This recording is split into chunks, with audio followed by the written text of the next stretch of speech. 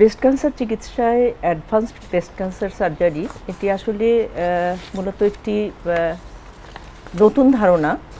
কারণ অনেক আগে থেকেই বা শুরু থেকে ব্রেস্ট ক্যান্সারের চিকিৎসায় সার্জারি করার মানেই ছিল হচ্ছে ব্রেস্ট পুরোটা রিমুভ করে ফেলা, যেটাকে ম্যাস্টেকটমি বলা হয়। তো শুরুতে ম্যাস্টেকটমি মানেই ছিল রেডিক্যাল ম্যাস্টেকটমি, যেটা মানে হচ্ছে যে ব্রেস্ট এবং ব্রেস্টের সংলগ্ন যেসব অংশ অ্যাক্সিলা বা আর্মপিট, সেখান থেকে গ্ল্যান্ডগুলি, তার সাথে যত ফ্যাট, ফাসা এবং সাথে এমনকি চেস্ট ওয়ালের যে মাসেল, এগুলি পর্যন্ত উপরের স্কিন, কাভারিং স্কিন, এগুলি সব কিছু রিমুভ করে ফেলা হতো।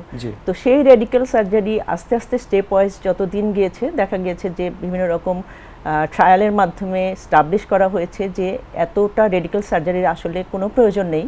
কারণ আউটকাম দেখা যাচ্ছে যে যত মিনিমালি সার্জারি করা যাচ্ছে, আউটকাম মোটামুটি একই রকম আসছে। কাজে এরপরে ধাপে ধাপে এলো রেডিক্যাল ম্যাস্টেকটমি, এরপরে শুধু মডিফাইড রেডিক্যাল ম্যাস্টেকটমি বা প্যাটিস ম্যাস্টেকটমি, যেখানে আরও কম করে টিস্যু ফেলা হয়। এবং এরপরে ব্রেস্ট যখন রেডিওথেরাপির একটা ওয়াইড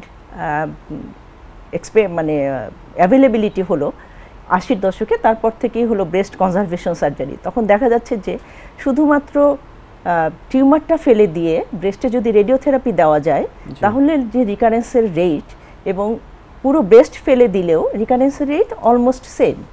কাজেই তখন থেকে এই ধারণাটা হলো যে ব্রেস্টটা আসলে রেখে দিয়ে রেডিওথেরাপি দিয়েই ট্রিটমেন্টটা করা যায়। তাতে যে ব্রেস্ট ক্যান্সারের যে পেশেন্ট, তার পেশেন্টের স্যাটিসফ্যাকশন এবং তার যে কসমেসিসটা, সেটা মেনটেন হয়।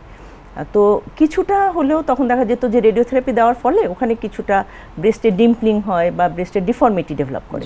তো এই ডিফর্মিটিটাকে আবার ওভারকাম করার জন্য তখন প্লাস্টিক সার্জনরা এগিয়ে আসলেন এবং প্লাস্টিক সার্জারির যে ভিউটা অ্যাড হলো অন দ্য টপ অফ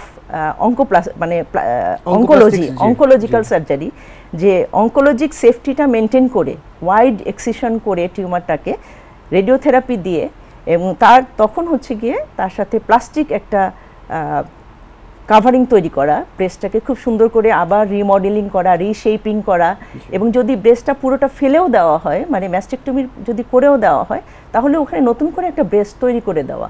এই যে ভাবনাটা, এটাই হচ্ছে অ্যাডভান্সড ব্রেস্ট ক্যান্সার সার্জারি আসলে।